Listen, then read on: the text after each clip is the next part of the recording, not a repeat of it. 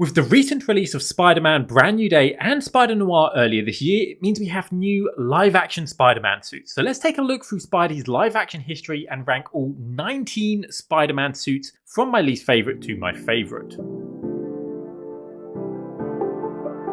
Hello and welcome to Cinemaze, and if you're new here, be sure to subscribe to see more videos like this. Now, this is a sequel to my most successful video of all time. I'm going to be adding in the new suits plus some of the older TV suits that I didn't talk about last time. I also learned a lot from you guys in the comments, so this is not the same video with the new suits added in. I have reworded things and some ranks have changed as my opinions develop over time. As always with my rankings, I first need to set out the criteria. So this is going to be including any live action Spider-Man suit that has appeared across film and TV. So really this should cover his whole history in live action up to now, but it will not include animation, so no Spider-Verse, no musicals or no theme park suits, and no unused suits like the original Civil War costume or the cancelled 80s film. And of course, this is my opinion on the costumes themselves, considering their comic connections, their relevance in the story, and most importantly, their design as a whole. Does it look cool? Is it an effective design? And does it feel like Spider-Man? This is not a video ranking the characters, the project, or the actors, just the suits worn in each project. With that out of the way, let's get right into the ranking with number 19, Spider-Man 1977 suit. Last place goes to Nicholas Hammond's Spider-Man suit from the 1977 film and following TV series. For the most part, it's a fairly accurate, albeit basic interpretation of the comic suit, but with some key issues. Firstly, it has a chunky metallic belt and external web shooters. This suit without those looks far better. The boots are also very distracting. They aren't the same material and instead a thicker leather which doesn't even match the rest of the red colour. But the biggest problem are the eyes. They have this round bulbous shape. Sure, it has an almost bug-like quality, but not in a way that works. They just look goofy. They are reflective silver which could be cool, but due to inconsistent lighting often appear black. Up close they don't fare any better as they're filled with small holes to allow the actor to see, which ends up looking like he's wearing a colander on each eye. I think they even knew the eyes were bad as the posters feature a far more traditional eye shape. I appreciate that this gives us a feel of what a Spidey suit from this era could actually look like, but this doesn't hold up or have the attention to detail that a superhero suit needs even for this era, and it just ends up feeling creepy. Number 18, Spidey Super Stories suit. Next up is the first ever live action Spidey with the Electric Company's Spider-Man debuting in the 1974 Spidey Super Stories show. Again, a traditional take on the costume which hasn't aged the best. Compared with Hammond, this has a much smaller logo, doesn't have the weird overlap of the chest section over the red belt, doesn't feature an external belt, web shooters or leather shoes. While most of these are improvements, it still has issues. The head shape feels way too prominent here, making the ears and nose look disconcerting. While I appreciate the now white eyes and improved shape than Hammond's, they are way too small and they look uneven. It's like Spider-Man is constantly winking. Also, the show would occasionally cut to comic panels and this doesn't even match the suit in the comic art. How hard could it have been to make them match? It doesn't help that it's very hard to find a high resolution version of this suit. It may actually look worse and the blurriness is hiding its issues, but from what I can tell, I slightly prefer it over Hammond's, mainly due to the eyes. Number 17, the Amazing Spider-Man Vigilante suit. Now we have Andrew Garfield's homemade suit from the Amazing Spider-Man 1. I like Spidey suits to feel well made and cinematic, and so naturally the homemade suits are going to be lower down this list, and of all three homemade suits I think this is the weakest. It's made of a jacket, shirt, hat, sunglasses and red mask. This does feel like an actual homemade suit that anyone can make, but it's not visually interesting, particularly memorable, and barely resembles Spider-Man. The main positive is that it feels very realistic and gritty, which that movie was going for, but other than that it's not an interesting design. While it doesn't look as Spider-Man as the previous two suits in the ranking, it doesn't haunt my dreams like those do, so it doesn't come in last. Number 16, Japanese Spider-Man suit. Another 70s suit with Japanese Spider-Man appearing in his 1978 film and respective series. This is an almost identical suit to Nicholas Hammond, evidenced by the logo and the chest section overlapping with the belt, but with some improvements. The leather boots are replaced with fabric that actually matches the rest of the suit, and now using a less noticeable shoe to allow him to walk outside. The chunky belt is gone, and now there is only one web shooter, which yes can shoot webs, but most importantly can summon his giant robot. Because this isn't Peter Parker, no, this is Takuya Yamashiro, motocross racer injected with the blood of an alien from planet Spider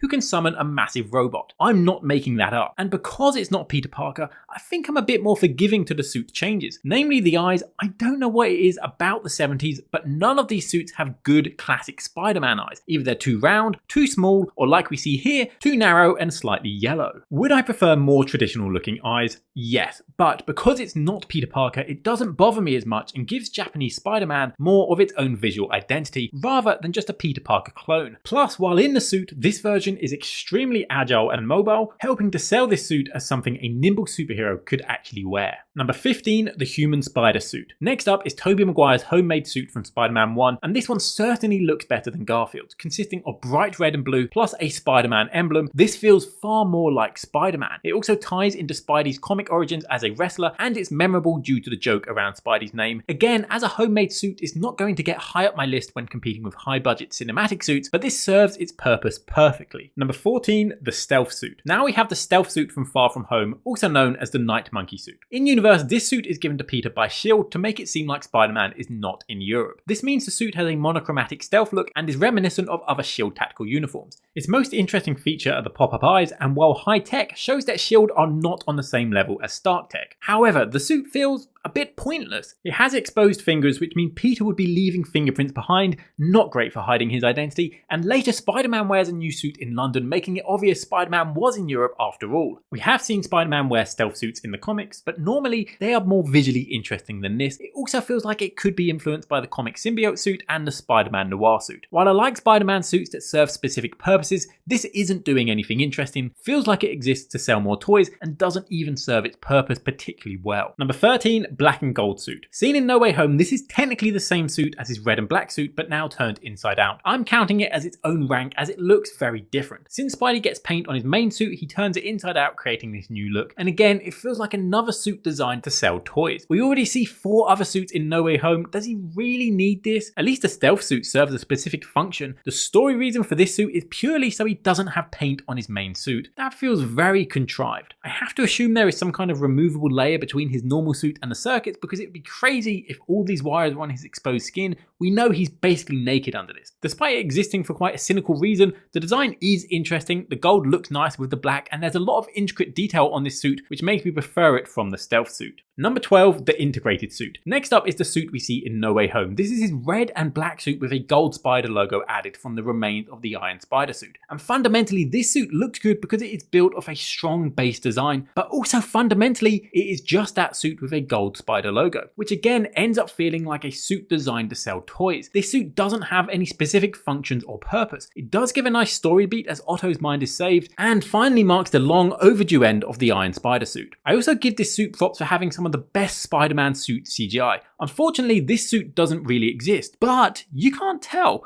The gold is added entirely in post, and yet it feels real. There's maybe a comic connection with the gold of the comic Iron Spider logo, which even the actual MCU Iron Spider doesn't have. Overall, a decent looking suit, but not particularly original or special. Number 11, the Iron Spider suit. Appearing in multiple MCU movies, but mainly worn in Infinity War and Endgame, I'm really mixed on the Iron Spider suit. I like the story purpose it plays in Homecoming with him turning it down, and I like the idea of Spider-Man having one-time event suits. And for a Spider-Man going into space, it makes perfect sense. This is a suit that actually has a function. If we last saw this suit in Endgame, it would be higher up this list. The problem is, after Endgame, it sticks around, and then it sticks around again. This should be a one-time thing, and it ended up being a 5-time thing. The design is a little over-designed, and it doesn't look as good as the simple design from the comics, but ultimately it blends the comic suit and the MCU suit together well enough. As a fully CGI suit, this doesn't exist, and in this case, I get why. Could the integrated suit have existed practically? Probably. Could this suit? Maybe, but it would have been a lot harder, so I judge this suit for being CGI less. Although the effects are really variable, sometimes it can look great, but other times it doesn't feel like a real object. So for all these reasons, I'm pretty mixed on this suit, so it's just kind of midway in my list. Number 10, Spider-Noir suit. Entering the top 10 is when this begins to get very competitive. All these suits are good, and now we have the new suit from Spider-Noir, worn by Nick Cage, and this is a very good adaptation of the Spider-Man Noir suit from the Spider-Verse animated movies, which itself was inspired by the equivalent comic character. This is a largely dark suit made of normal clothes with a leather trench coat, fedora, mask, and goggle style lenses. It fits the noir vibe nicely. I like how the mask texture almost resembles a web pattern, and it has some unique features like the eyes can light up as torches. No idea how that works from the inside of the mask. That must burn your retinas, but it's a cool detail if you don't think about it. This is also great costume design because the suit works in both black and white and color. It's a very good adaptation of the Spider-Verse character's suit, but at the end of the day, it's not the most exciting suit, which stops it from getting any higher. Number 9, the Homecoming homemade suit. Appearing first in Civil War and then in more detail in Homecoming is Tom Holland's homemade Spider-Man costume, costume, and of all the homemade suits, this is my favourite. Again, it really does feel like something a poor teenager could put together, but this one has a few things that makes it more interesting. The movable eyes look cool, and they serve a purpose to hone his senses, and more importantly showcases the intelligence of this Peter Parker. While at times the suit is CGI, it doesn't feel it because of the suit layers and texture, and that is a big positive in a movie where other Spidey suits don't always look great in CGI. It also feels like a nice reference to the Scarlet Spider comic suit, which includes a hoodie. Of the homemade suits, this feels the most Spider-Man. It's the only homemade suit that I am happy for Peter to spend more than a scene in. When he puts this back on for the finale of Homecoming, it doesn't feel wrong, and that's partly because this homemade suit is integral to the message of Homecoming, that he is still Spidey even without the fancy tech suit. And when needed, Peter suits up in the homemade suit to save the day, and ultimately that elevates this suit. Number 8, the symbiote suit. Now we have the black symbiote suit from Spider-Man 3, and having it this low is probably the most controversial opinion on this list. It is a nice design. The red and blue Tobey Maguire suit is so iconic, and so switching the colours for black and silver maintains that look of the Raimi suit. It also has some nice subtle changes to emphasise the nature of this suit, like pointier lenses and the logo curling into a more menacing shape. The problem is, it doesn't feel like the symbiote suit to me. The comic version of this is striking, all black with a big white spider and eyes. The black and white contrast so well, but the black and silver here just kind of blends together. I also understand that they didn't want the suit to feel obviously alien, but this feels too much like a normal fabric suit. I think there needs to be more of a middle ground between the suit feeling like a real object and a suspicious alien. So while I appreciate that this isn't covered in CGI, I think it needs to seem more alive. Personally, I prefer the look of the unused test version of this suit. This suit also influenced the Spectacular Spider-Man animated show, but in that we see the suit slowly change over time, and I think that is a really good way of first making the suit not seem too suspicious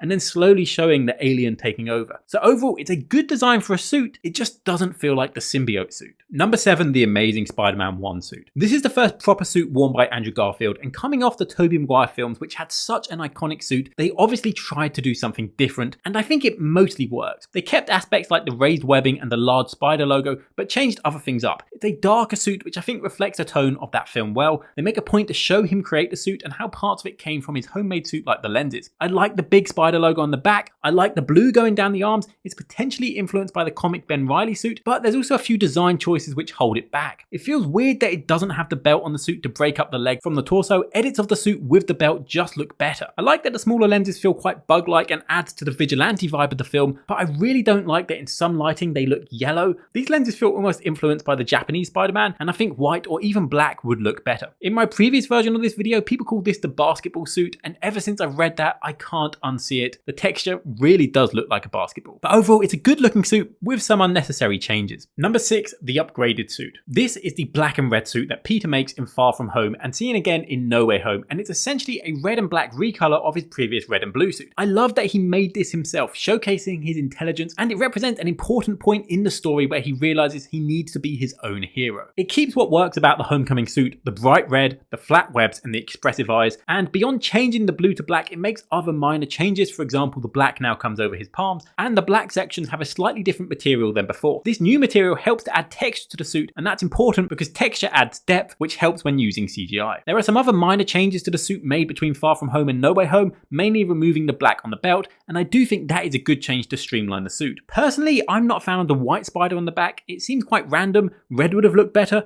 Maybe it's a reference to the very light blue spider that we saw in the original comics. And there are some potential comic influences like the Superior Spider-Man, Assassin Spider-Man, and most famously, the Amazing Fantasy first appearance. In that, the usual blue sections were coloured black with blue highlights, and this has led many people to believe the suit was originally intended to be black. Even the Marvel Legends toy version of this suit is coloured black. However, it's not actually that clear cut, and there is conflicting information. Luckily, English broadcaster Jonathan Ross got to meet the original suit designer Steve Ditko, and in that it was revealed that Ditko originally planned for Spider-Man to be orange and purple. Wait, what? Yep, originally Spider-Man was originally supposed to be more of a horror character, and so was going to be orange and purple, colours associated with villains. However, it was changed by editors, presumably to make him more heroic, and Ditko supposedly said he was surprised by the recolor as there's another guy who's blue and red, which was assumed to be Superman. If this is true, it means at the time Ditko thought Spider-Man was blue and red. Okay, that's a bit of a tangent, but the point is that Spider-Man may not have originally been red and black like many people believe, but this suit is still coloured red and black, similar to how the suit was coloured in the original comic. Ultimately, this suit's placement depends on how you feel about the blue or the black, and I'm a sucker for the classic blue, which is why this doesn't get any higher. Before I give you my top 5, did you know that 93% of you who watched my previous ranking were not subscribed? With that video on over 12,000 views, if everyone watching subscribed, we would be able to double my subscriber count. So please, if you're enjoying this video and you want to see more, subscribe for more videos like this. Back to the ranking. Number 5, the Raimi trilogy suit. Kicking off the top 5 is the suit worn by Tobey Maguire in Spider-Man 1-3 and returning in No Way Home.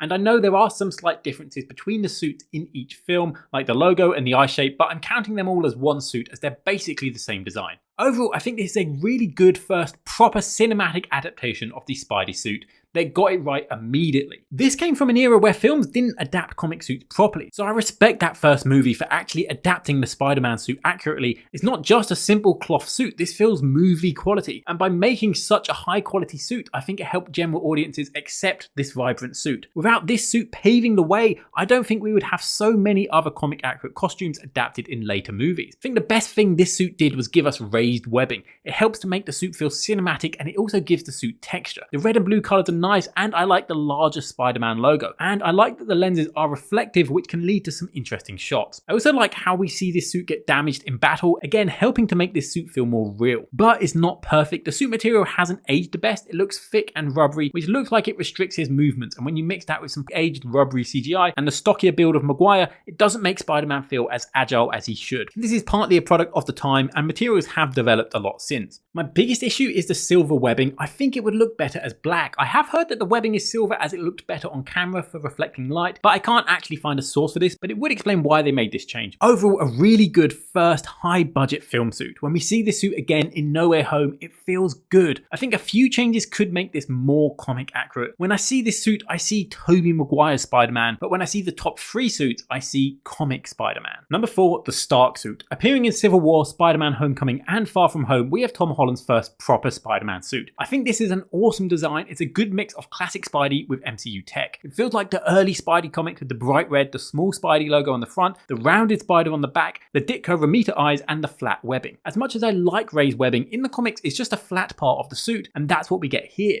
It also has the effect that when viewed from far away, the webs aren't as noticeable, which is similar to the comics where artists wouldn't draw the detail of the lines from far away. This is the first suit to give us expressive eyes. They found a way to make them feel like actual technology, with the explanation that they help to hone his senses. I'm surprised at how well these work, and we will probably never go back to fixed eyes. There are a few unnecessary lines on here, but they don't ruin the overall suit. When you see the suit behind the scenes or scenes with the real suit, it looks incredible. It really pops and it feels like a comic panel brought to life. But the main problem is the overuse of CGI. They created a beautiful physical suit and they CGI over it. I think because the suit is so flat, it's much harder to CGI. They also smooth out the suit to remove any creases or imperfections, but it's really those imperfections that make a suit feel real. Normally behind the scenes suits look worse than the final product, but this is one of the only superhero costumes where the behind the scenes version looks way better. I love the design for this physical suit. It feels very unique and different from the past suits up to this point in time, but the overuse of CGI on this suit really holds it back because it can look like a video game cutscene. Number 3, the final swing suit. Coming into the top 3, we have the suit we see in the final scene of No Way Home. The setup for this suit is perfect. Peter is alone, he has no tech, and he builds his own suit, addressing many people's concerns with the past MCU costumes being too high tech and not made by him. It features a streamlined, simplified design with no extra details, just classic bright red, shiny blue, and the MCU style moving eyes. It feels like the perfect blend between MCU Spider-Man and a classic comic suit. When the suit released, this was the most comic accurate Spidey suit we had ever seen. It feels simple, the materials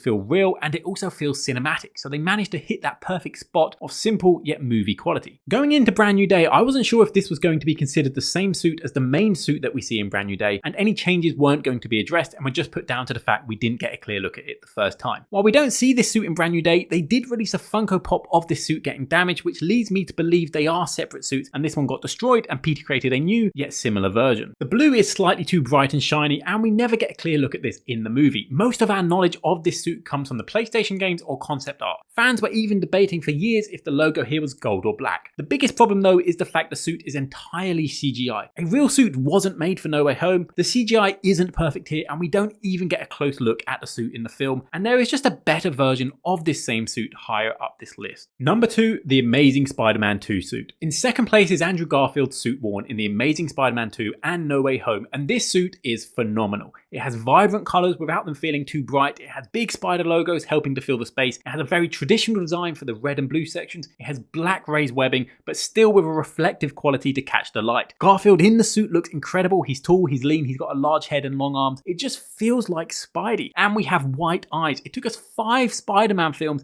to finally get white eye lenses. That is crazy, and they are big, which helps them to feel emotive even though they don't move. These large eyes remind me of Todd McFarlane's Spider-Man and Bagley's Spider-Man from the comics. Despite feeling extremely cinematic, there's also an element of this that feels homemade, that feels almost cosplay-like, and that's what Spider-Man suits should feel like. Really, it feels like this suit takes all my criticisms of the Raimi suit and fixes them to give us this amazing suit. They also allow this suit to have imperfections. You see creases and wrinkles, you see it ripple in the wind. That helps to make this suit feel real. The suit really helps to carry the Amazing Spider-Man 2, and even if you dislike that film, you can't deny it is a great looking movie, and this suit looks stunning in every scene. The CGI for this is stellar. It's really hard to tell when it's real or not. That is until No Way Home, where they CGI everything, and the one scene where it isn't CGI looks so much better. Honestly, my only criticism is that the front spider logo feels way too low on his chest. There's a lot of space above it. Just move that logo slightly up and I think it looks so much better. This doesn't feel like Andrew Garfield's Spider-Man. It feels like Spider-Man, and for the longest time this was my favourite Spider-Man suit, and honestly I'm a bit surprised that it has been beaten, but I'm glad, which leads on to number 1, the Brand New Day suit. In first place we have the new suit worn in Spider-Man Brand New Day, and when I last made this video I said this about the final swingsuit. I really hope they keep this suit in the next Spider-Man film and make an actual physical version of this suit, and when we get a clear cinematic look of this suit, maybe it will reach my number 1 spot. And we got exactly that, plus improvements. It keeps that very simple design, the heavy Romita influence, fixes the shiny blue to a slightly darker, flatter blue, makes the logo a bit bigger,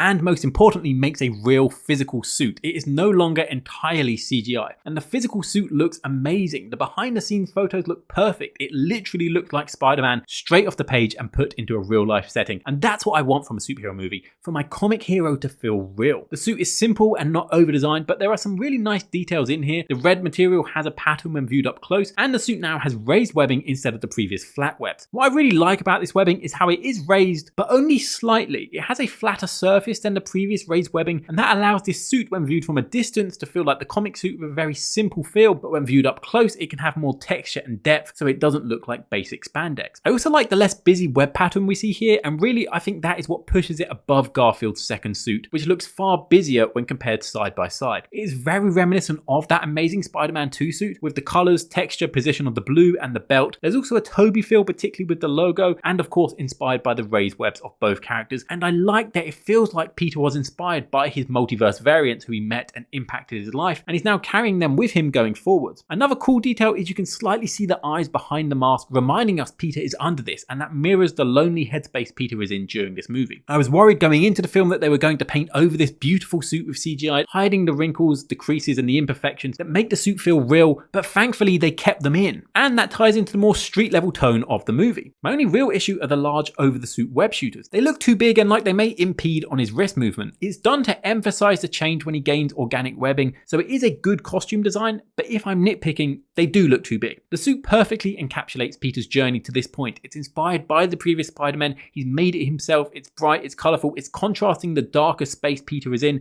it isn't covered in CGI, and it ties it all together to create a suit that looks like Spider-Man ripped right off the pages, and so it comes in at number 1.